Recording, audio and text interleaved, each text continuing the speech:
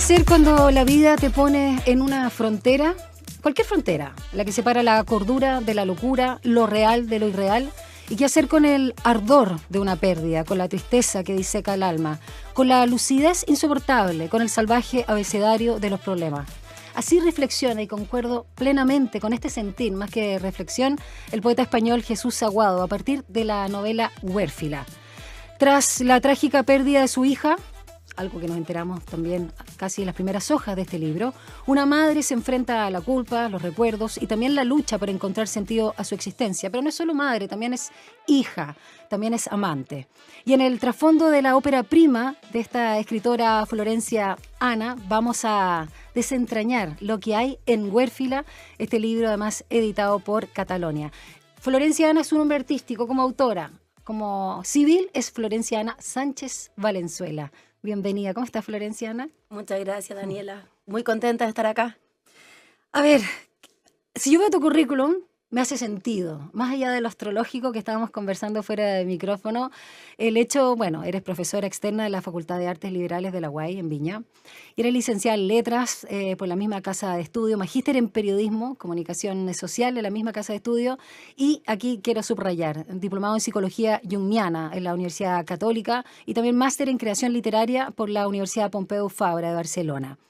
El tema de la psicología jungiana o la psicología a secas, si tú quieres, aunque acá Jung está presente, de hecho, me parece bastante elocuente de lo que es la forma en que abordas la psicología humana, pero sobre todo femenina, que muy acuosa, muy, digamos, no sé si la palabra es dramática, pero sí muy apasionada y muy atravesada por el cuerpo. ¿Cómo también ahí, más allá de tus experiencias personales, porque creo que un libro de esta intensidad es difícil escribirlo sin haber atravesado alguno de esos dolores que son propios también de la humanidad, pero que no todas las biografías tienen? ¿Cómo fue también esta creación de tu primera novela? Bellísima, brutalmente dolorosa novela. Bueno, lo primero, gracias por esos hermosos comentarios sobre Huérfila. Me conmueve profundamente que te haya llegado de esa manera. Es la intención, yo creo que tiene, o por lo menos que tengo yo al escribir, conectar de esa manera con personas que quizás uno ni siquiera conoce.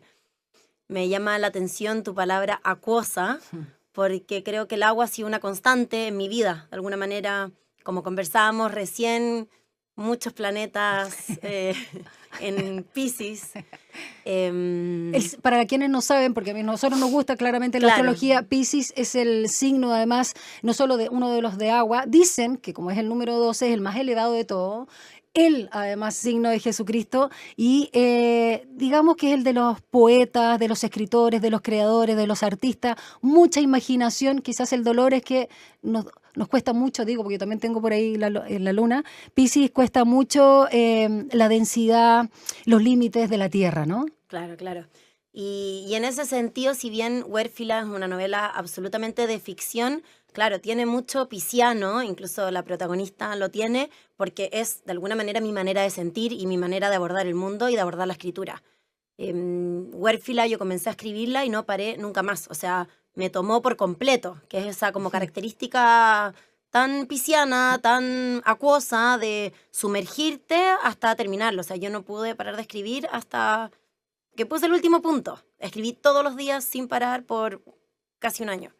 Hay muchos elementos que me parecen muy interesantes comentar en esta conversación, Florencia Ana. Huérfila, a propósito del título, es bien también llamativo porque la orfandad es una palabra conocida que se refiere a la pérdida, abandono o soledad respecto a los padres, ¿no? Y muchas personas que han tenido esta experiencia tan dolorosa dicen cómo no hay un nombre, ¿no? Un apelativo para aquellos que pierden a sus hijos. Y en este caso, a propósito de la protagonista, Fátima, no solo a una hija, sino a muchas hijas. Hablemos un poco también del concepto de Huérfila y cómo también lo quisiste plantear. Y con esta imagen preciosa de una queltehue hembra, me imagino ahí, con su cría, los queltehues, bien importantes también aquí. Bueno, huérfila, tal como tú decías, y es un neologismo, es una palabra que se está intentando que aparezca en la RAE, porque el español no tiene una palabra para nombrar el dolor de perder un hijo. Y eso es súper interesante y a la vez doloroso, porque cuando algo no lo nombras, de alguna manera no existe. Y yo creo que si uno le pregunta a cualquier persona, el dolor de perder un hijo, todos consideramos que es como el peor dolor. Si uno tuviera así como un rango de dolores, estamos todos de acuerdo en que eso es más doloroso que perder una pareja o que perder un padre, una madre. Sin embargo, es la única condición que no tiene una palabra en el español. Y entonces ahí también es un cuestionamiento como de por qué lo más doloroso no lo nombramos. Es como que ese dolor no tiene cabida en la sociedad, no tiene cabida como... No queremos verlo, duele demasiado. Entonces ni siquiera lo nombramos. Y ahí aparece Huérfila también como una necesidad de poner ese dolor arriba de la mesa. O sea, absolutamente. Interesante que además así se titule porque se empieza a posicionar, ¿no? A partir de los comentarios, el boca a boca y por supuesto también en las librerías. Fátima es la protagonista y narradora de su propia historia, donde comparte, como lo decía al inicio, con una honestidad brutal y hermosa y con coraje al mismo tiempo, sus dolores. Estoy fragmentada, responde a la pregunta de cómo estás. Y aquí vemos sus afectos principales. Anaya, que también se presenta al inicio, y me detengo en el agua porque en su acepción árabe del nombre significa charca de aguas. Y también se usa en la acepción vasca como un apelativo de afecto, de respeto también, significa, en este caso, bueno, Anaya, si lo ponemos en femenino, hermana. Nahuel, que significa Mapungún, y hace mucho sentido también por el personaje precioso, aquí en este masculino, hermano tigre o jaguar, ¿no? Y bueno, está papá y mamá, y esos son los afectos, como decíamos, principales de Fátima, pero también está la voz del pueblo, la sabiduría ancestral en Yolanda, ¿no? Con estos dichos maravillosos, y Carmen, la voz de la psicología, la academia, la ciencia. Todos ellos confluyen en el personaje de Fátima, que de alguna manera, a propósito también de esta virgen, ¿no? Es una aparición de sí misma. Y además el significado de Fátima, también en árabe, es única. Y la libertad acá es esencial. Hablemos a propósito de los silencios que ella se permite o de aquello que toda la sociedad llama locura, que no es más también que creatividad. También. Dije muchas cosas, pero tómalo por donde quieras, Florenciana. Bueno, un poco lo que me decía ya antes, los nombres en esta novela fueron apareciendo.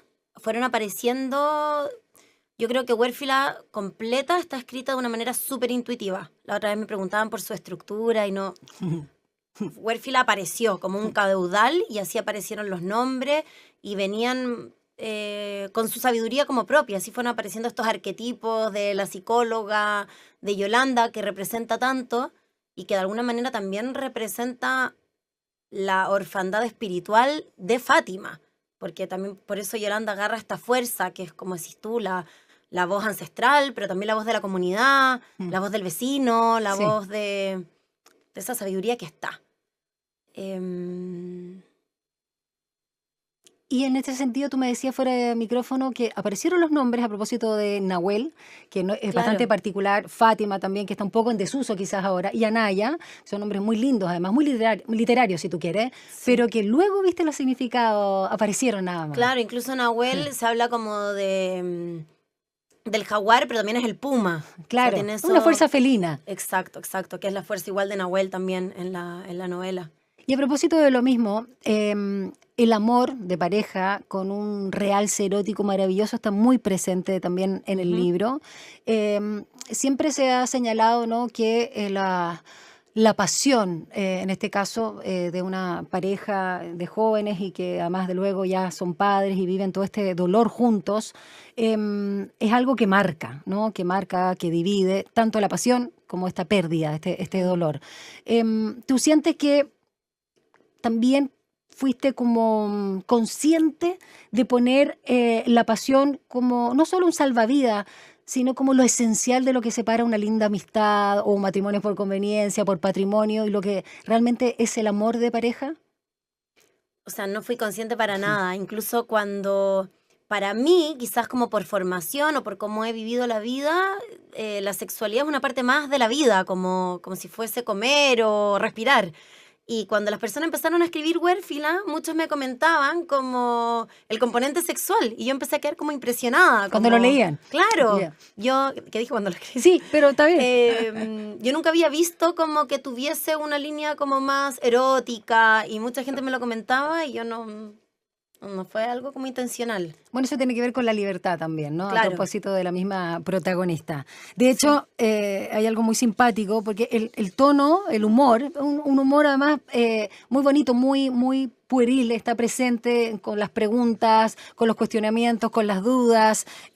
Siempre está también ahí como la talla entre paréntesis, qué sé yo.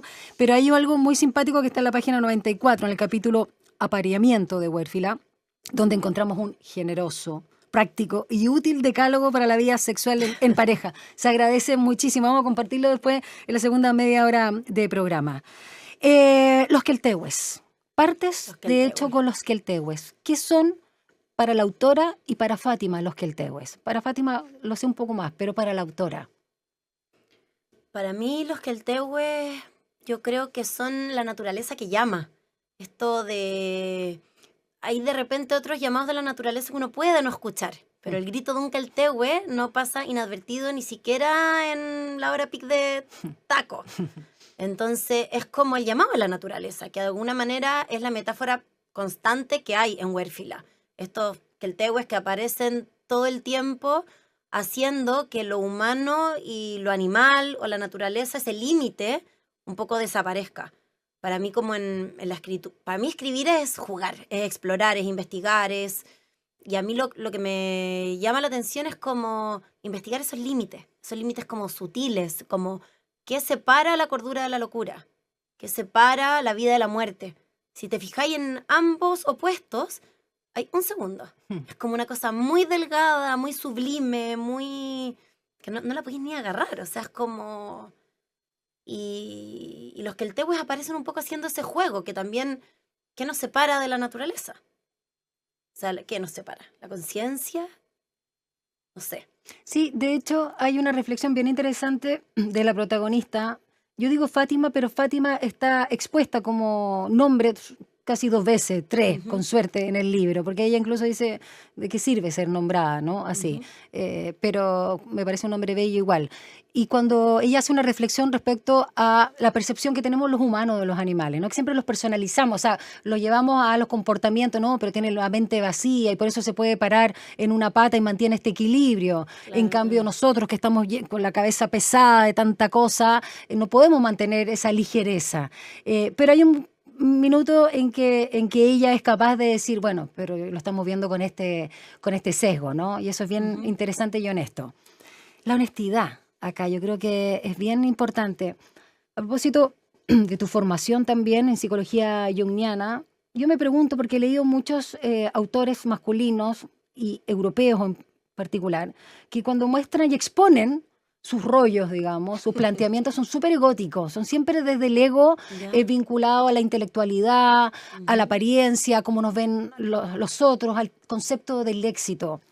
En cambio, he sentido muchas escritoras, y tú no eres la excepción, al contrario, creo que incluso profundizas más, en una psicología o en una emocionalidad que es mucho más corporal, que es mucho más emocional e incluso no irracional, pero más completa. ¿Crees que hay diferencia, no solo los escritores, de cómo abordamos? Porque la locura también, como concepto, se plantea muy distinta en masculinos y femeninos dentro de los arquetipos. Sí. Yo creo que, bueno, también podemos hablar de lo femenino y de lo masculino como arquetipos. Que también como energías de repente arquetípicas. puede haber un hombre muy femenino y una mujer con una energía más masculina, más racional, más de pensamiento, Claro que sí.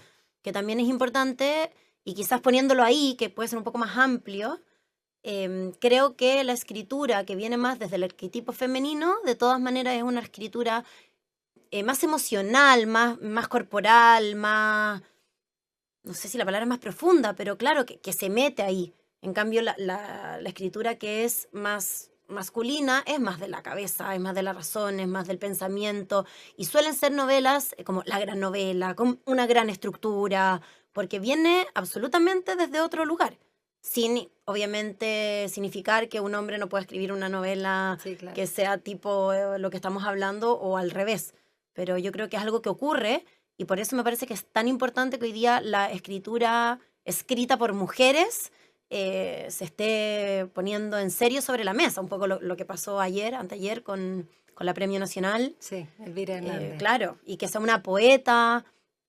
Todo eso va marcando algo de que también queremos empezar a escuchar eso, ese relato que por tanto tiempo no ha existido. Y también empezáis a tener como un tema social, ¿o no? Como también tenemos una sociedad en la que todo eso no se permite. No solo la mujer no se permite, sino que no se permite la emocionalidad, no se permite lo corpóreo, sí se permite todo lo que venga de la razón. O sea, uno en una reunión no puede decir, oye, tengo una intuición. Claro. Nadie diría eso, tenía que estar loca como Fátima. Sí. O sea, no, quiero hacer esto porque lo estudié, porque tengo un dato científico, pero anda a decir, oye, hagamos este proyecto, invirtamos acá porque lo intuyo. Claro. O sea, ese mundo está súper castigado en Occidente. Entonces me parece que es súper importante que empiece a aparecer y desde ahí obviamente viene una escritura ligada a eso, que también es a lo instintivo, a lo animal, a lo primero.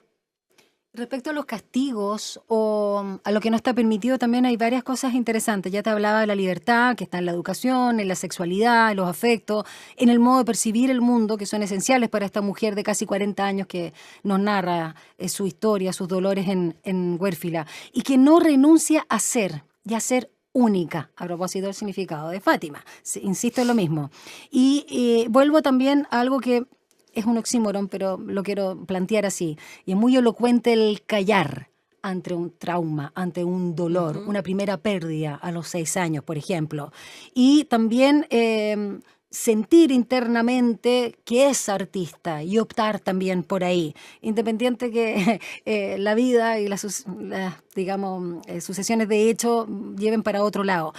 Hay una necesidad acá, y que para mí no me parece ninguna locura, me parece necesaria y preciosa, de no olvidar el mundo mágico o de lo sobrenatural, ya sea por apariciones, ya sea por esas mismas intuiciones y también esta comunicación con la naturaleza en este lugar que tú decías que era como un Macondo, claro, que es lo alto.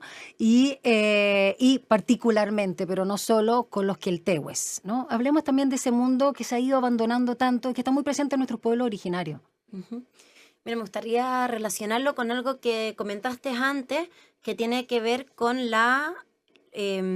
con esta locura y con esta libertad que tiene Fátima. Y creo que son dos conceptos que van súper ligados, porque si Fátima no estuviese como con una pérdida de sus facultades de cordura y de razón, no tendría tanta libertad.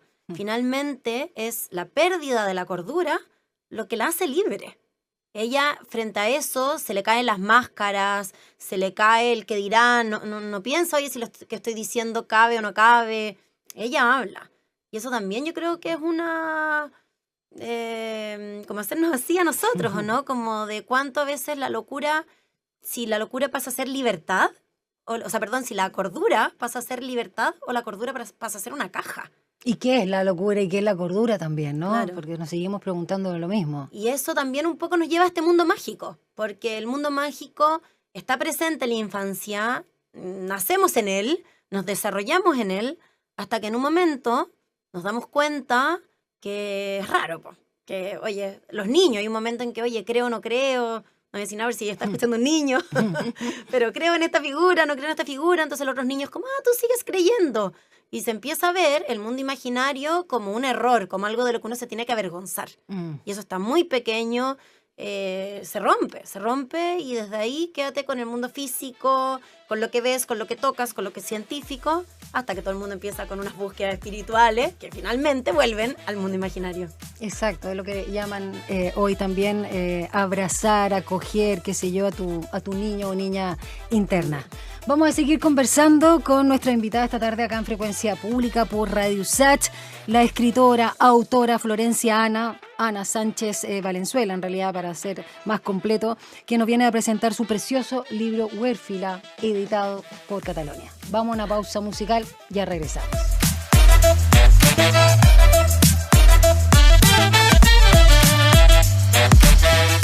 Continuamos conversando sobre Huérfila con Florencia Ana, autora de su primera novela editada por Catalonia. Aunque hay que decir que ella, junto al artista visual María Jesús Olivo y también la misma editorial Catalonia, hicieron la colección infantil El Mundo de Lucinda, un proyecto que nació como una manera también de hacer que los niños y las niñas chilenas conozcan su patrimonio natural. Vamos a hablar luego de eso.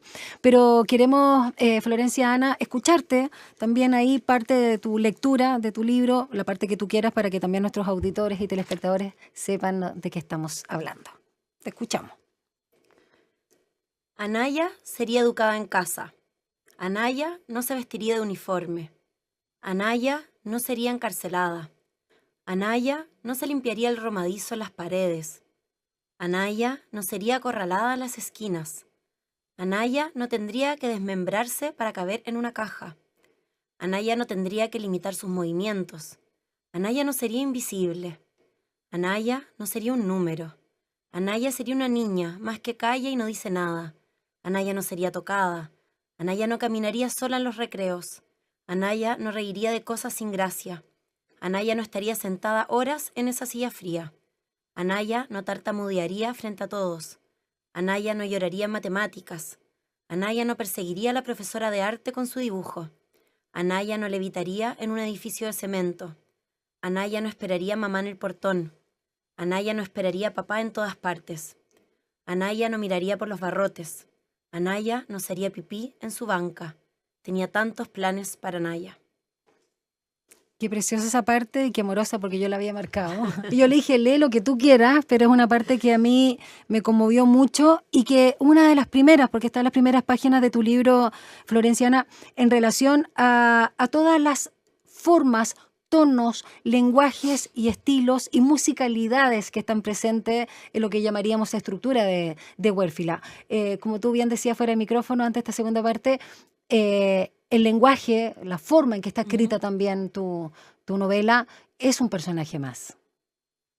Sí, bueno, ligándolo también con lo que estáis diciendo recién de esta colección infantil, yo creo que lo único que quizás une ambos proyectos tiene que ver con lo propio, con quizás dentro de la globalización cada vez uno es como, se aleja de lo propio, también de lo que hemos construido como propio, que tiene un nombre de nación, que en realidad no es lo propio. Lo propio es el territorio, lo propio son los Keltehue, lo propio es la cordillera, y lo propio también es este lenguaje mezclado. O sea, por algo en Huérfila y en nuestro lenguaje aparece el nanay, el pichintún, sí, la guagua, la guata. Y si nos fijamos también, todas esas palabras aparecen en el mundo privado, no en el mundo público. El mundo público está colonizado. El mundo público es español, pero el mundo íntimo tiene quechua, tiene mapudungún, tiene mezclas, tiene como esa identidad que te la da la cordillera, valga la redundancia, te la da. Y junto con esos vocablos también hay poesía. Esto de Anaya también, aparte que es muy musical, son como decretos que pueden sonar a mantra. Está también, bueno, hay acrónimos, están los decálogos, están las listas. Hay un acrónimo bien simpático también y bien curioso porque no necesariamente es como entendemos los acrónimos cuando hablamos de la palabra Keltehue, ¿no? Y así varias formas. Y la estructura de los capítulos, los aires, los silencios. Sí, en Huérfila, como, no sé, es como que el lenguaje fuese, como te decía antes, como que el lenguaje fuese un personaje. Y los silencios son los aires necesarios para esos personajes. Quizá algo que me han dicho varias personas que ya lo han leído es que hay mucha intensidad, mucha profundidad, y creo que esos espacios entre medio son necesarios para esa lectura. Y incluso una manera quizás de leer Huérfila es leerla como si fuese, yo no soy poeta ni por si acaso, pero como si fuese poesía en el sentido de leer de a poco, de leer quizás cada día un capítulo. Ay, yo me lo leí de un tirón, pero bueno. Pero así gajes como, del oficio. Claro, porque como trae como esta vorágine, sí. De repente ir leyéndolo, o sea, abrir y leer Fui a fumar capítulo. entre medio en un capítulo a otro, sí, era necesario. Y entonces esos aires o espacios, esto que está entre los capítulos cortos, es eso, es el aire que necesita Fátima, son los espacios que yo creo que necesita el lector también. Y bueno, y Fátima, que sale desde el principio, algo ocurre con su cordura y cada vez va teniendo menos fuerza para poder escribir, porque este es el diario de Sí. Fátima y por eso su lenguaje de alguna manera comienza a desaparecer. Y comienza a desaparecer, se ve como en la forma del lenguaje y en la estructura, en la cantidad de lenguaje que ella es capaz de sostener, ¿no? Entonces, también hay un momento en el que ya no puede sostener la prosa, también hay un momento en el que ya no puede sostener 2 páginas, también hay un momento en el que ya no puede sostener el hablar humano. Y también ya es, ahí ya no puedo hacer spoilers. Sí, no hay que... Puedes, eso sí, compartir, ya que son muy breves y tienen a veces preguntas, reflexiones, gritos al cielo, algunos de estos capítulos cortitos en relación a este aire que comentábamos para que se hagan una idea, los futuros lectores y lectoras de Huérfila. A ver, agarré cualquiera, no sé. Se fue volando. Entré a la sala de los trovadores. Entré sola. No había libros. Solo poemas en el aire. Me incliné en puntillas intentando agarrar uno de Parra. No lo logré. Se fue volando. Me quedé quieta y observé planear la belleza de la palabra. La chica cola caballo tocó la puerta haciéndome señas de que el bus se iba. Los poemas desaparecieron y a simple vista parecía que yo estaba en una sala vacía. En el bus me di cuenta de que había un poema en mi bolsillo. ¿Quién lo habrá puesto ahí? Me acuerdo, perfecto, precioso. Ahí justo nombras a Parra, está presente en tu libro, que ayer fue su natalicio, Sí. lo recordábamos acá con el editor de Ediciones UDP, Felipe Gana, ¿no? 110 años hubiese cumplido. También tú nombrabas, por supuesto, a la Premio Nacional de Literatura, la poeta Elvira Hernández. ¿Quiénes son tus referentes? ¿Cómo también te alimentas tú de la literatura, sean chilenos o no? Yo creo que bueno, quizás sobre todo en Huérfila, o sea, a mí lo que más me marcó en su minuto fue el surrealismo. Cuando la primera vez que yo leí Natja de Bretón, fue así como, Sí, está ahí. sí, aparece. Bueno, y Virginia, uf. También Virginia Woolf, es que claro, es distinto porque yo por lo menos a ella la leí más desde el ensayo, pero claro, te explota la cabeza que una mujer en esa época hablara de las cosas que hablaba ella, también te da como fuerza y Y decir, Orlando, Dios mío, qué... sí, Ufa. y bueno, y también ya más propio, María Luisa Bombal. Mi tesis de sí. literatura la hice sobre el agua en La última niebla. Que también está ahí presente en las palabras de Fátima, Sí. una espectacular María Luisa Bombal. Sí. Y una persona, o sea, más bien, es una escritora que uno puede leer una y otra vez y ir encontrando más capas. Sí, yo creo que para mí en eso, La última niebla es un referente y es como la literatura que me gusta leer. O sea, eso de que no sea todo obvio, de que la lectura termina cuando la lees, en el fondo. O sea, de que todos tenemos una lectura tan diferente de La última niebla y eso me gusta. Y también lo que nos presenta La Amortajada, que también el tema con la muerte, con la corporalidad, con ese surrealismo, también están esos aires o gotas de agua también presentes en Huérfila. Insisto en esa intensidad. Y quizá, aunque hoy día puede ser algo más como infantil, porque quizás cualquier persona lo diría, como Gabriel García Márquez con 100 años de soledad y esos libros que te marcaron cuando tenías 14. Pero son Macondo, espectaculares iguales. Decía, lo alto es y Macondo. Pedro Páramo, o sea, claro. Juan Rolfe, o sea, siguen siendo, por algo son clásicos, ¿no? Y son trascienden. Libros, yo creo que a todos nos hicieron querer leer. ¿Poesía? Poesía... Porque hay harta poesía también en tu... Sí, pero no soy tan lectora de poesía. He leído a la Silvia Plath, a la Alejandra Pizarnik, a la Gabriela Mistral, pero no soy experta ni suelo leer constantemente poesía. En mi casa tengo en el baño una caja con todos los poetas. Ya, ahí pendiente. Ahí están, para que el que vaya lo agarre y lea un poema, siempre, todos los días un poema. Pero no soy tan experta en poesía. ¿Cuánto tiempo demoraste en este libro ya que decías que lo escribiste? No te soltó, que lo escribiste de una. Interesante eso, ¿eh? Que no te soltó el libro y acá habla justamente de cómo soltamos. A propósito, de cómo estos dolores, ¿no? Lo que se llama siempre en la psicología, no, pero suelta, atraviésalo, y que uno cuando te dicen suelta, uno dice, ya, pero ¿cómo se hace si fuera tan fácil, ¿no? No, mi Huérfila no me dio alternativa.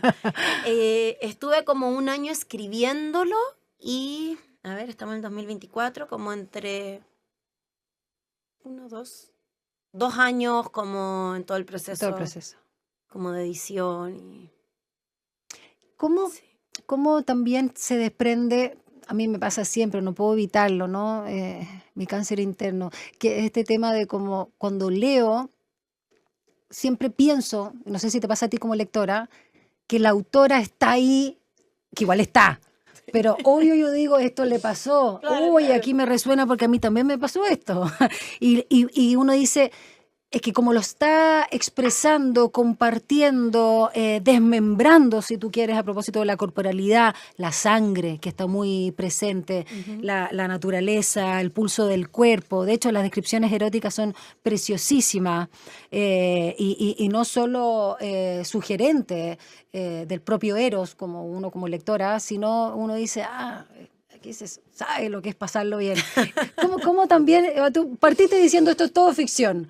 Cuando tú das entrevistas o la gente que te lee, que te conoce, a lo mejor no tanto la historia, pero dice, ¿cómo se desprende Claro, vaya a ese tener que lugar? entrevistar a mi marido. Claro, por ejemplo, a tu Nahuel. No, Huérfila es una obra completamente de ficción, o sea, yo no estoy encerrada, No, claro. no perdí a una hija, Ya. Una historia en su trama, en su argumento es completamente ficción. Obviamente que uno escribe de alguna manera de lo que sabe. Sí. Yo sé lo que es lo erótico, yo sé lo que es el duelo, yo sé lo que es la soledad, o sea, siempre aparece eso como biográfico Como un experimentado eso. Claro, pero para pero mí... no le echa en sí mismo. Claro, para mí es esto que te decía de explorar, porque al final, de alguna manera, cuando estáis escribiendo es como que caricaturizáis las cosas. Entonces, o sea, porque las lleváis al extremo. Entonces uno puede decir, te voy a inventar ya, no sé, qué sé yo. Un día mi hijo quizás estuvo a punto de morir y yo ya sentí esa emoción. Entonces pruebo, explorando en la literatura, Ir más allá. claro, ir más allá. Yo ya sé que esto fue lo que sentí con un segundo. ¿Qué le pasaría a un ser humano si esto es...? Y ahí está esta exploración. Y si lo lográis, la gente empatiza con tu libro y siente. Y si no lo lográis, nadie siente nada, porque en el fondo no llegaste a la emoción. Entonces, es imposible llegar a una emoción que nunca hay sentido. Pero, de alguna manera, desde la empatía y desde lo basal, todos hemos sentido rabia, todos hemos sentido soledad. Entonces, es como que le pusiera ahí una lupa, como que fuera ahí como probando, y vais moviendo los personajes y vais viendo qué sienten. Pues de repente ya, chuta, no, me fui para el otro lado, ya no, un poco menos, como... Tú no vives en Santiago, Florenciana. No. La escritura frente al mar o en un lugar más tranquilo es propicia para un libro como Huérfila. Huérfila lo escribí en España. Mira, ya. Pero ¿Ciudad? yo vivo en Barcelona, Ya. Peñíscola, los Pirineos, Wow. Francia. Qué maravilla. Viajando. Pero, pero quizá ahí en la nostalgia del territorio propio también. Yo vivo en la quinta región hace 10 años. Hace 10 años vivo ahí en un pueblito. Es que siempre pienso que tiene que haber un lugar propicio a propósito del cuarto propio, ¿no? Y que el escritorio también es una de los comentarios de esta gran casa que describe, Sí. ¿no? Con muchas habitaciones en relación a lo que se esperaba, ¿no? Claro. El tema de la frustración también está presente aquí, no solo la pérdida del sueño, de lo que pudo haber sido. Uh-huh. Y en ese sentido, a propósito, cuando uno se queda pegado o pegada en algo, tú como autora, el plantear esto que llamamos locura, que yo siempre digo entre comillas porque cada uno tiene su concepción de lo que es la locura. La autora le teme la locura, aprecia la locura, quería plantearla. ¿Cómo fue no el por qué, sino el para qué también del libro, de la historia que hay? Yo creo que Fátima no se da cuenta. O sea, el juicio de su locura lo hacemos nosotros, los lectores, o yo al escribirla. Tengo dudas, como hablábamos antes, de si esta locura la hace más libre, menos libre o más lúcida. Quizás es la más cuerda de todos nosotros, porque es la única que no está aparentando, que está sintiendo profundamente lo que sucede, que está quizás mucho más conectada que los que nos creemos cuerdos, no lo sé. Pero yo creo que ella no es consciente. Porque ella ya tiene una pérdida del límite entre lo real y lo irreal. Y entonces lo vive con mucha ligereza, con mucha normalidad, con mucha cotidianeidad. Ella, que no puedo hacer spoiler, pero claro, ciertas cosas que suceden en la novela, ella las sabe y las normaliza. O sea, ella no tiene un problema con que hayan cosas que son reales o no son irreales.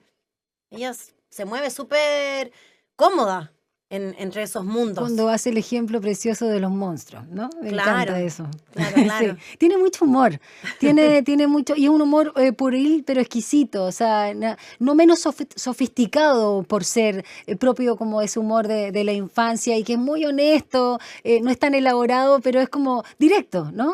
¿El humor fue importante también para ti incluirlo? Sí, o sea, yo creo que Huérfila no funciona sin humor, porque son temáticas un poco lo que hablamos al principio, o sea, no tenemos ni siquiera una palabra para nombrar la pérdida de un hijo, porque es un dolor tan fuerte que creo que, bueno, por eso Huérfila, por ejemplo, no es una novela tan larga, yo creo que tiene... un peso suficiente como para que no sea un ladrillo. Exacto. Es como lo que se puede aguantar hablar de esta temática y tiene que tener humor. Porque en el fondo tiene que tener algo que le dé ligereza. Y bien adorable ese humor que tiene. Sí.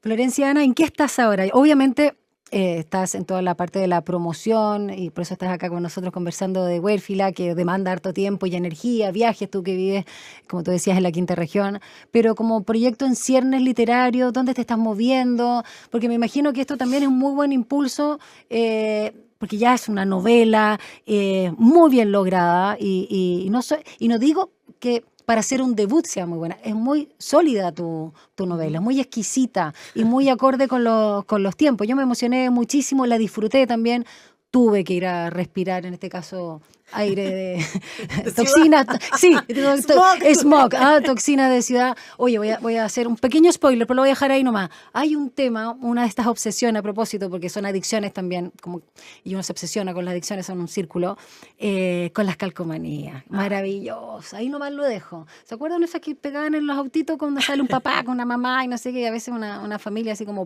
y así, hartos niños, no sé qué? Bueno, ahí hay una fijación bien interesante de la pequeña Fátima, de cuando era chica, que lo encontré genial. Sí, voy a dejar ahí. Es uno de mis capítulos favoritos. Precioso. Y de los que más me precioso. costó. No, me imagino. Sí. Me imagino. Y a propósito, es que me acordé por el tubo de escape. por una situación. Claro. Ya, ¿en qué estás ahora, Florencia? ¿En qué estoy ahora? Bueno, estamos haciendo hartas cosas con Catalonia. Tengo la suerte, en verdad, de que Catalonia es mi editorial porque han sido maravillosos. Es como una mezcla entre editorial, agente, todo, porque yo le digo coach de escritores. Maravilloso. Sí, buen apoyo. Ha sido muy lindo trabajar con ellos, con la Vero, con Arturo, como un equipo como en el que uno se siente súper respaldada. Entonces con ellos estamos haciendo otras cosas como de ferias, de prensa, etc. En lo más literario siempre estoy escribiendo. Estoy escribiendo un proyecto que todavía no sé lo que es. ¿Para dónde va? Claro. ¿Ya ¿Pero te tomó o está ahí en...? No, porque... seduciéndote. Hay una decisión racional que decidí que no me tomara hasta que Huérfila estuviese publicado. Llevo harto tiempo escribiéndolo de una manera como más light. Igual necesitaba el mismo aire que aparece en Huérfila entre un proyecto y otro. Y no quería como tener mi computador lleno de novelas sin publicar. Así que fue como una decisión bien consciente de voy a parir uno y ahí doy espacio para que me tome el otro proyecto. Y, qué lindo lo que dices, te estaba escuchando y hicimos telepatía con el concepto en realidad de parir. Me acordé de la vasija y que la vasija, yo tengo un sueño muy parecido de la vasija, de hecho, y es muy simbólica también para nosotras las mujeres, no solo por el útero y todo lo que implica, sino todo lo que contenemos de la vida. Cuando uno ya... ha parido un libro, lo suelta, lo entrega, qué sé yo, al mundo, queda esa sensación de vacío o de vasija que se está resquebrajando para que salga todo su contenido y riegue las plantas y alimente la tierra. ¿O qué es lo que te pasa cuando soltaste Huérfila? Si es que la soltaste. ¿Sabes que a mí no me pasa? O sea, bueno, el lanzamiento fue recién. ¿29 hasta cuándo fue? El 29 fue en Santiago y el 16 en Zapallar. Ya. Y el 2 en Viña. Buenísimo. Entonces ha sido como ahora. Y está haciendo. Así que todavía no siento que la haya soltado, todavía no está caminando sola. Y ha sido muy precioso escuchar a las personas que la han leído. entonces como que no siento ese nido vacío, porque es como que todos los días me llega algún comentario, algo como para relamer, o sea, me llegan unos mensajes que me los leo como que a mí me cuesta creer como que alguien la lea de esa manera. Y también ha sido muy lindo porque es observar Huérfila desde otros ojos. ¿Hay una co-construcción? ¿Con el lector? Sí. De todas maneras, porque también a todos les llegan cosas súper diferentes, entonces también eso es muy lindo, como que si ya no puedo decir más cosas, pero claro, me llegan comentarios como que a una persona le llegó el tema del duelo, a otra persona el de la maternidad, a otra persona el lenguaje, y es como ir observando. A veces me dicen cosas que yo no había visto. Claro. O sea, como que claro, que sé que están ahí, pero no las habían marcado quizás de la manera en que me las transmiten o no le había dado como la importancia. Entonces, en verdad, estoy viviendo un proceso precioso en ese sentido. Maravilloso, te felicito y te agradezco. Muéstrala ahí en la pantalla, porque estamos también en YouTube, por cierto, no solo en la 94.5, Huérfila, con esta edición preciosa, con esta ilustración muy linda de estos pájaros que para muchos, ¿no? Los Queltehue y su canto o su alarido, su llamado de atención, es como Chile, ¿no? Es como el canto de Chile, para claro, los Queltehue. Sí. ¿Ah? Allá que estamos en la fiesta patria en septiembre. Gracias, Florenciana, por habernos visitado. Gracias a ti, Daniela. Un gusto estar acá. Muchas gracias. Y por supuesto a Catalonia también por habernos enviado este precioso libro del cual pudimos conversar un poquito hoy en Frecuencia Pública. Quédense en nuestra sintonía, nosotros nos despedimos, será hasta la próxima semana. Ya viene Mirna Schindler, Sin Pretexto. Chao.